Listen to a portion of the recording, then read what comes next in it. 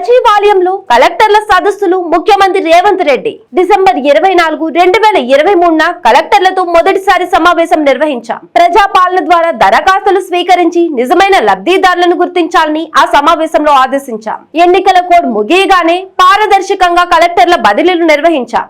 ప్రభుత్వానికి కళ్ళు చెవులు మీరే. కలెక్టర్లలో వివిధ రాష్ట్రాల నుంచి ఇక్కడికి వచ్చిన వారు ఉన్నారు. తెలంగాణ సంస్కృతిలో భాగస్వామ్యం అయితేనే మీరు ప్రజలకు సరైన సేవలు అందించగలుగుతారు. తెలంగాణను మీ సొంత రాష్ట్రంగా భావించి పని చేయాలి.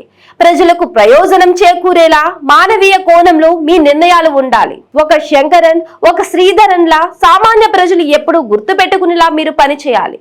క్షేత్ర స్థాయిలో ప్రజల ఆలోచన ఏంటో తెలుసుకోండి. కేవలం ఏసీ గదులకి పరిమితమైతే మీకు కూడా ఎలాంటి సంతృప్తి ఉండదు. మీ ప్రతి చర్య ఇది ప్రజా ప్రభుత్వం అని ప్రజలకు తెలిసేలా ఉండాలి. ఈ ప్రజా ప్రభుత్వంలో పారదర్శక ప్రజాహిత పాలన అందించాలి. సంక్షేమం, అభివృద్ధిని బ్యాలెన్స్ చేస్తూ ముందుకు తీసుకెళ్లాల్సిన బాధ్యత మీపైనే ఉంది. కలెక్టర్లు క్షేత్ర స్థాయిలో పర్యటించాల్సిందే. ప్రతి పేద విద్యార్థి కోసం ప్రభుత్వం ప్రతి నెల 85,000 ఖర్చు పెడుతోంది. తెలంగాణ పునర్నిర్మాణంలో విద్యా వ్యవస్థ అత్యంత కీలకం. విద్యా వ్యవస్థ దెబ్బతినకుండా చర్యలు తీసుకోవాలి. ప్రభుత్వ స్కూళ్లు, ప్రభుత్వ ఆసుపత్రులను పర్యవేక్షించాల్సిన బాధ్యత కలెక్టర్లు తీసుకోవాలి.